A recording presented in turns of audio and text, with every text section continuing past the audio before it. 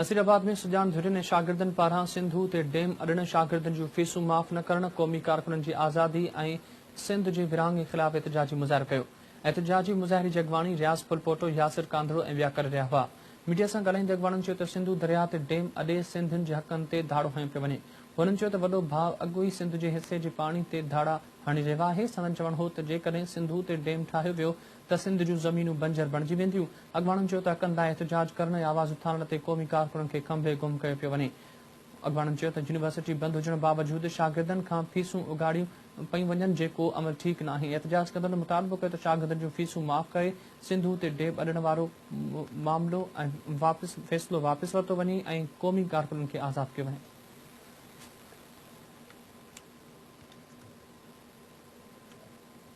ही हुई वक़्त जूं ख़बरूं। वधीक ख़बरुनि अपडेट्स लाइ विज़िट कंदा असांजी वेबसाइट sindhtvnews.net ऐं ॾिसंदा रहो सिंध टीवी न्यूज़।